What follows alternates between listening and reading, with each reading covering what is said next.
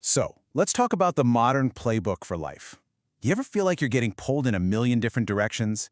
It seems like everyone has a totally different set of rules for how to be happy, how to find love, how to be successful.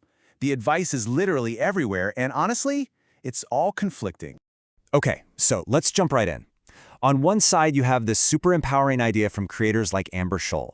She's basically saying, hey, I figured it out, I hacked the system. The idea is that you can visualize the life you want, you put in the work, and you can literally will it into existence. It's the ultimate promise that you are in control. But then, you get a completely different take. This school of thought says all our modern ideas about equality and relationships, that's just a thin coat of paint over a deep, primal biological program that's been running for thousands of years. It suggests we're not making up the rules at all. We're just trapped in a game that's already been decided for us. And finally, you've got the comedians, like Daphne Springs, who just look at the whole thing and see how absurd it's become. You know, the ancient hunter-gatherer has been replaced by a guy who just types all day. So with all these wildly different playbooks, which one are you supposed to follow? How do you even begin to navigate this? All right, to even start to untangle this mess, let's look at the surface level first. Let's forget all the deep theories for a second and just ask, what do people today actually say they want? And wow, is it chaotic. When a street interviewer asked women what seems like a pretty simple question, the answers were all over the map. We're talking everything from 2 minutes to 2 hours. It just goes to show you there's absolutely no consensus on even the most basic expectations. And this is a pretty great and kind of funny illustration of how those stated desires can change over time. What starts out in your 20s as this huge laundry list, tall, rich, hot, obsessed with me, tends to get whittled down over the years. By the time you hit your 40s, the joke is that the standard simplifies a lot to just has a pulse. Then you have someone like comedian Eliza Schlesinger, who looks at all these behaviors and says they're not random at all. She frames it all as this huge, elaborate performance, basically a competitive sport to attract a partner. From her perspective, that makeup isn't just makeup. Oh no, it's war paint. So you got to ask yourself, right? Where does all this come from? Are these changing standards and competitive games things we actually choose for ourselves? Or is this all just bubbling up from something much deeper, something we don't really control at all? Let's dig into that in our next section. So some frameworks argue that our desires aren't just cultural whims. They're programmed. They come from a deep biological code that's been running the show for a very, very long time.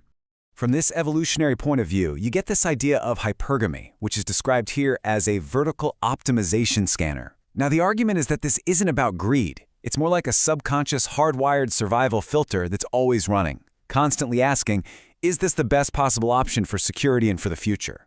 And what's really wild is that this constant drive to optimize might be happening deep inside our bodies too. I mean, on a microscopic level. Scientists talk about something called proteostasis.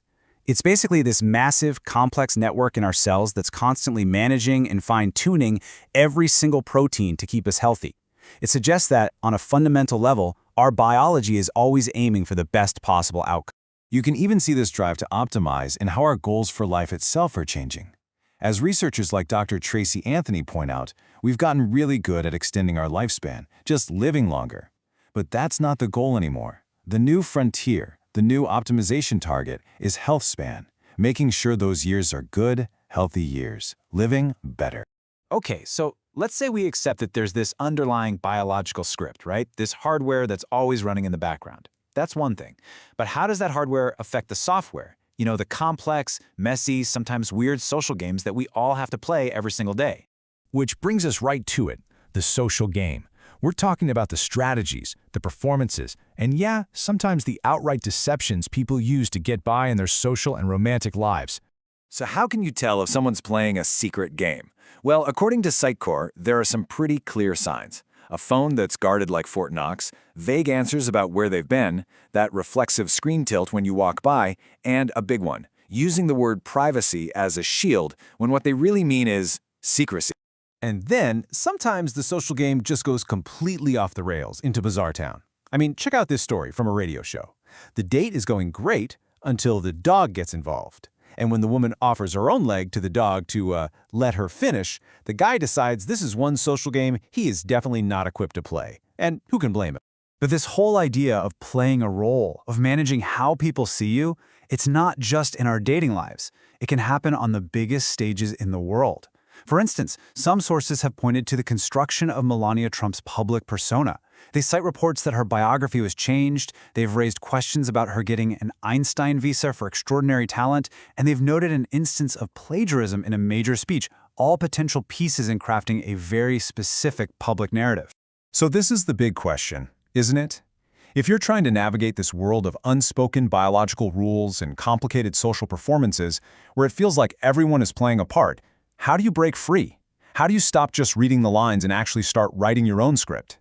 And that brings us to our final section, how you can actually go about crafting your own reality, moving from just reacting to the game to creating a game of your own.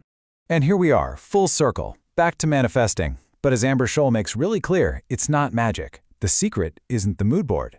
The mood board is just the map. The real secret is that you still have to do the work.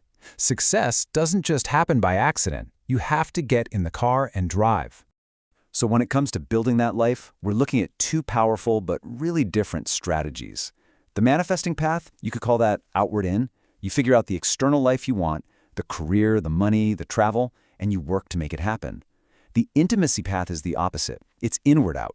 The focus here is on building a deep, resilient internal connection with someone first, with the idea that a fulfilling life will grow from that strong foundation. And this intimacy framework is a direct answer to a world that feels so much about performance. Instead of just focusing on what looks good on the outside, it's all about what feels real on the inside. It argues that the strongest bonds aren't just physical. They're built on feeling safe with your fears, connecting over ideas, sharing hobbies, and even having what's called conflict intimacy, the ability to disagree respectfully. It's about building a bond that's strong from every angle. So what a journey, right? We've waded through the chaos of modern desires, we've looked under the hood at our possible biological code, we've seen the wild social games people play, and we've ended with some real, concrete strategies to take back the controls. It leaves us with one final, really powerful thought. Because that's really what it all boils down to. In a world that's packed with conflicting advice and hidden rules, understanding the game doesn't mean you're trapped by it. It means you finally have the power to choose how you want to play. Or better yet, you have the power to write a whole new game plan for yourself.